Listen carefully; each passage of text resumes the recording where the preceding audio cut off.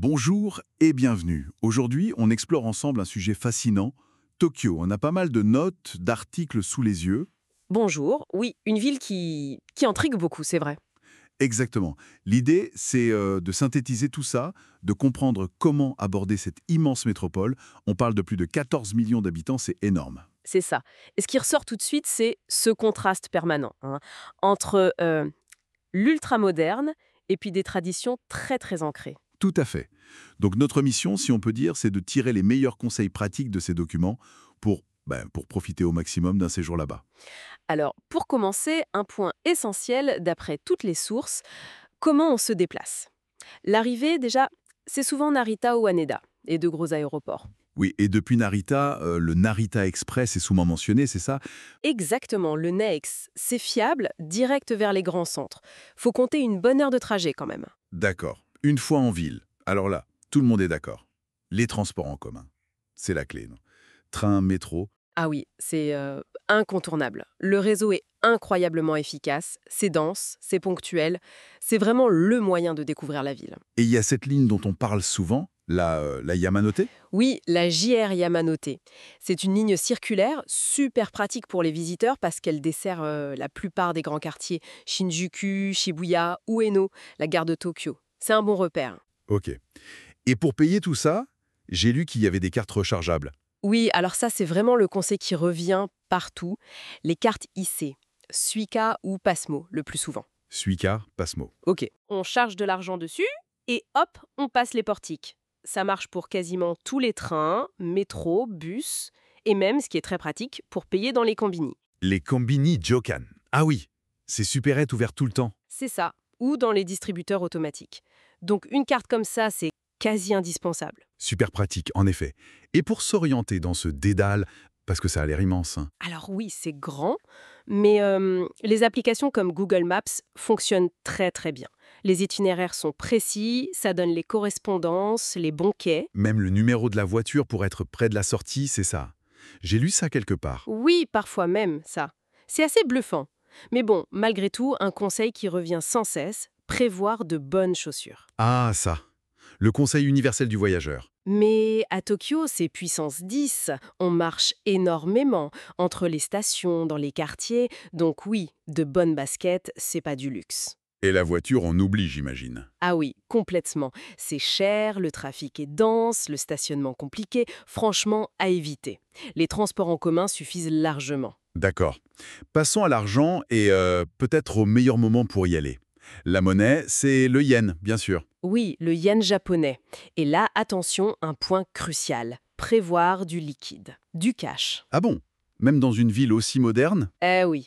C'est un peu surprenant, mais beaucoup de petits restaurants, de boutiques, de marchés n'acceptent que les espèces. Donc, il faut toujours avoir des yens sur soi. Et pour retirer de l'argent, avec une carte étrangère? Le plus simple, et c'est recommandé dans plusieurs guides, ce sont les distributeurs des 7-Eleven, ces combini justement. Ils acceptent la plupart des cartes internationales. Bon à savoir. Et autre chose, côté culture de l'argent. Les pourboires. Alors là, c'est simple, zéro pourboire. Surtout pas. Ce n'est pas du tout dans la culture, ça peut même être mal perçu, comme un manque de respect presque. Le service est inclus. Ok, très clair. Pas de pourboire. Et pour les saisons, alors? C'est quoi le bon plan? Ça dépend ce qu'on cherche. L'automne, surtout novembre, est souvent cité comme idéal. Il fait doux, le temps est souvent sec et il y a les couleurs d'automne, les momiji. C'est magnifique. Et le printemps? Les fameux cerisiers en fleurs. Oui, mars-avril. C'est sublime, bien sûr, les sakuras. Mais il faut savoir que c'est la très haute saison. Donc beaucoup de monde et les prix grimpent pour les vols, les hôtels. Faut être prévenu, quoi. Exactement. L'hiver, par contre, c'est moins cher. Il peut faire froid, mais le ciel est souvent très bleu, très dégagé. C'est une autre ambiance, plus calme. Intéressant. Parlons un peu nourriture maintenant. Tokyo, capitale gastronomique, c'est ce qui ressort aussi. Ah oui, totalement. C'est un paradis pour les gourmands. Et il n'y a pas que les sushis, loin de là. Non, j'imagine. Les sources parlent de quoi d'autre? Les ramen, par exemple. Ces bouillons de nouilles incroyablement variés et savoureux. Ou les yakitori, les brochettes grillées. Il y a une diversité folle. Et apparemment, beaucoup de petits restos très spécialisés. Oui, c'est très courant. Un resto qui ne fait que des tempura, un autre que des soba. Souvent, c'est un gage de qualité. Ils maîtrisent leur sujet à fond. Et puis, il y a un truc typiquement japonais. Les distributeurs automatiques partout. Exactement. C'est fou, il y en a à tous les coins de rue. Et on y trouve de tout. Boissons froides, boissons chaudes, en canette ou en bouteille. Et souvent, on peut payer avec la carte Suica ou Passmo. Hyper pratique pour une petite pause. Fascinant. Et pour les visites alors? Pour voir ce fameux contraste entre l'ancien et le nouveau, quels sont les incontournables qui reviennent? Alors, deux endroits ressortent systématiquement. Pour le côté moderne, vibrant, survolté même, Shibuya, avec son fameux carrefour, le Shibuya Crossing. Ah oui, l'image qu'on a tous en tête, avec des milliers de personnes qui traversent en même temps. C'est ça. C'est vraiment l'énergie de Tokyo concentrée là. Et à l'opposé, pour la tradition, l'histoire, Asakusa. Avec le temple Sensuji. Oui, le temple Sensuji, le plus ancien temple de Tokyo. L'atmosphère y est complètement différente, calme, traditionnelle, avec les lanternes rouges, les petites écopes. C'est un autre monde.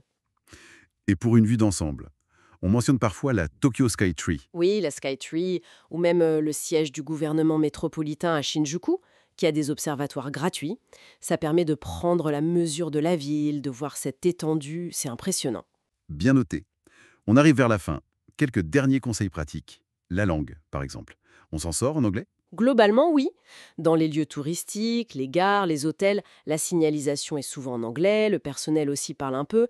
C'est plutôt bien fait. Oui, c'est quand même utile d'avoir une adresse écrite en japonais. Ah oui, ça, c'est un bon conseil, surtout pour les taxis.